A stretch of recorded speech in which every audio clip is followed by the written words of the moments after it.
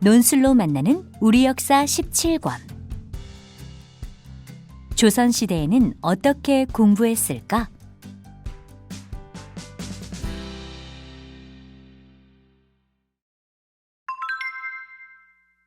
성균관에도 학생회가 있었다? 성균관 유생들이 뭉치면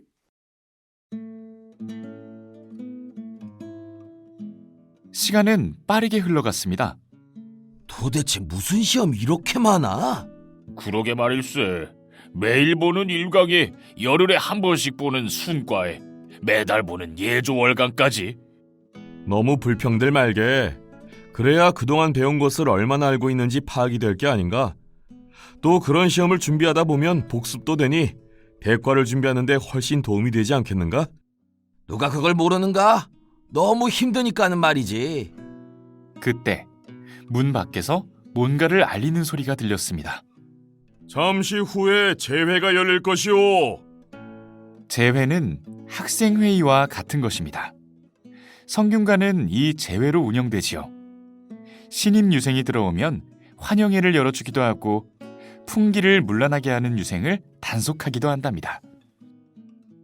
저와 현복도 책을 덮고 제회에 참석하기 위해 방을 나섰습니다. 지금 조정의 분위기가 심상치 않습니다. 전하께서 도성 안에 불당을 지으실 모양입니다. 그것이 사실이라면 참으로 큰일 아닙니까? 조선은 유교의 나라이므로 불교를 금지해야 마땅하거늘 전하께서 나서서 그런 명을 내리시다니요? 그러자 현복이 선배들 앞에서 제법 진지한 표정으로 말합니다.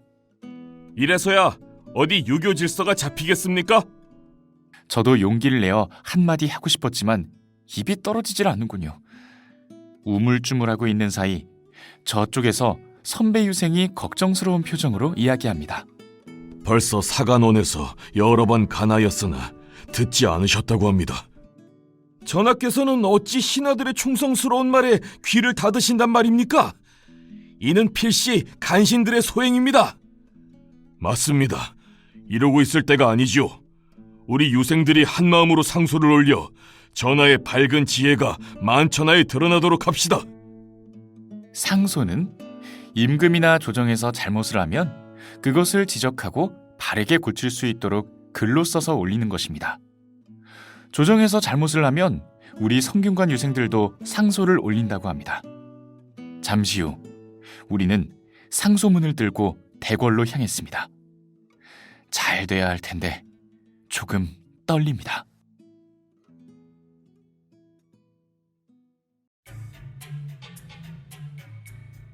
한편 궁궐 안에서는 도승지가 유생들의 상소문을 들고 편전 안으로 들어왔습니다. 전하, 유생들이 이번 일로 상소를 올렸습니다. 상소문을 읽은 임금님의 얼굴에 근심이 가득했습니다. 전하, 불당을 짓는 일은 아니되옵니다.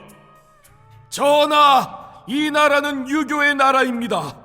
어찌 나라의 질서를 어지럽히려 하시옵니까? 전하, 통촉하여 주시옵소서. 궁궐 문 앞에서 외치는 유생들의 목소리가 대전까지 전해졌습니다. 어허, 유생들이 벌써 나란 일에 이리 관여를 한단 말인가? 골치가 아프군. 도승지는 임금님의 눈치를 살피며 조심스럽게 아뢰었습니다. 전하, 아뢰옵기 송구하오나 성균관 유생들은 전하께서 장차 이 나라를 다스리는데 큰 힘이 될 자들이옵니다. 전하께서 유생들의 간언을 물리치신다면 저들은 전하께 등을 돌릴 것이옵니다. 유생들의 마음을 얻지 못하고서야 어찌 성군이 되고 만백성의 어버이가 될 수 있겠사옵니까? 통촉하여 주시옵소서. 도승지 영감의 말이 맞습니다. 유생들은 상소가 받아들여지지 않을 경우 단체로 식당에 가지 않는 권당을 하기도 하고 심할 경우 모두 짐을 싸서 밖으로 나가버리는 공간을 행하기도 한답니다. 전하께서 이번에 우리 뜻을 받아주지 않으시면 우리는 수업을 거부하고 모두 짐을 싸서 성균관 밖으로 나가버릴 생각이었습니다. 그것은 우리 유생들이 임금님께 반대할 때 쓰는 최후의 방법이지요. 할 수 없군. 비답을 내릴 테니 받아 적어라. 전국 각지에서 올라오는 상소가 어마어마하게 많기 때문에 일일이 답을 하지는 못하지만 예비관리인 성균관 유생들의 상소만큼은 임금님이 직접 답을 해주셨습니다. 전하께서 우리 상소를 들어주셨다고 하네. 정말인가? 난 솔직히 권당과 공관까지 하게 될까봐 걱정이었다네. 자, 어서 돌아가세. 우리는 다시 성균관으로 발길을 돌렸습니다. 이 나라의 미래는 참으로 밝아. 전하께서 올바른 정치를 할 수 있도록 신하들과 유생들이 간언을 하고 또 전하께서도 간언을 물리치지 않고 절이 들어주시니 말일세. 이것이 바로 진정한 유교의 나라가 아니겠는가? 오, 성진 자네도 그런 말을 할 줄 아는가? 아니, 이 녀석이 지금껏 절 뭘로 본 건지 살짝 기분이 나빠지려고 합니다. 그러자 눈치 빠른 현복이 제 목에 팔을 감으면서 다정스럽게 말합니다. 그러니 이 나라 이름이 조선 아닌가? 아침해처럼 아름다운 나라 조선 말일세. 이복의 현복이, 난 이번 일을 절대 잊지 못할 것이네. 사실 그랬습니다. 우리 유생들이 마음을 모으면 임금님의 생각을 바꿀 수도 있다는 것을 알게 되었고 또 그 사실에 크게 감동을 받았습니다.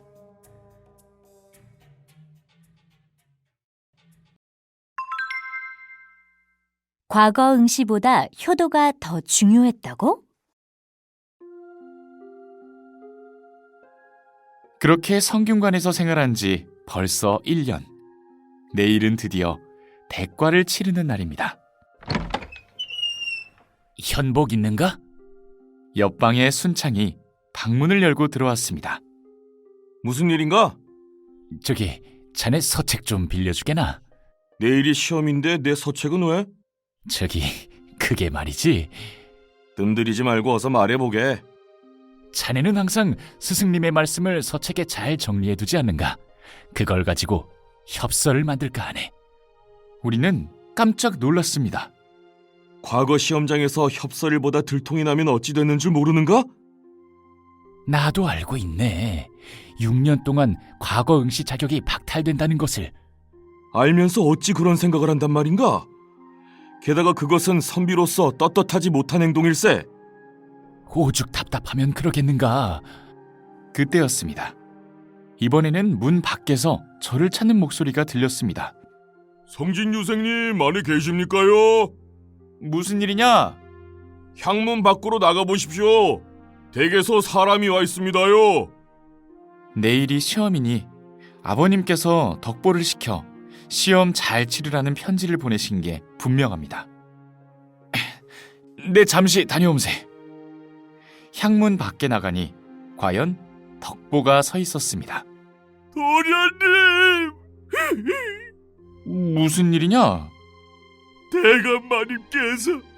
대감마님께서 무슨 일이 있는 게 분명합니다. 아버님께서 어찌 되셨다는 게야? 어서 말을 해보거라. 며칠 전 갑자기 쓰러지셨는데 어제 아침에 끝내. 도련님! 이럴 수가. 제가 대과에 급제하는 것이 아버지의 소원이었는데 끝내 그 모습을 보지 못하고 돌아가시고 말았다는 것입니다. 이 불효를 어찌할 것인가? 눈물이 그칠 줄 몰랐습니다. 시험을 하루 앞둔 그 밤, 저는 짐을 싸서 고향으로 내려왔습니다. 과거 응시보다 효도가 더 중요하니까요. 조선에서는 그 무엇보다도 부모님께 효도하는 것을 으뜸으로 생각하였답니다.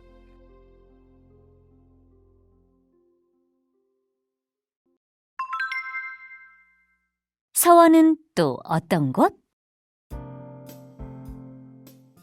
장례를 마치고 저는 아버님의 묘지 옆에 움막을 짓고 3년 동안 묘를 지켰습니다. 조선에서는 부모님께서 돌아가시면 모두 저처럼 심효살이를 하지요. 심효살이를 하는 동안에도 저는 책을 놓지 않았습니다. 심효살이를 마친 저는 성균관으로 다시 들어가려 하였으나 또 갑자기 어머님이 편찮으셔서 고향을 떠날 수가 없게 되었습니다. 그래서 지금은 고향의 서원에서 공부하고 있습니다. 수신제가 치국평천하. 스승님께서 어제 배운 대학의 한 구절을 읽으시더니 제 옆에 앉은 도령을 가리키며 말씀하십니다.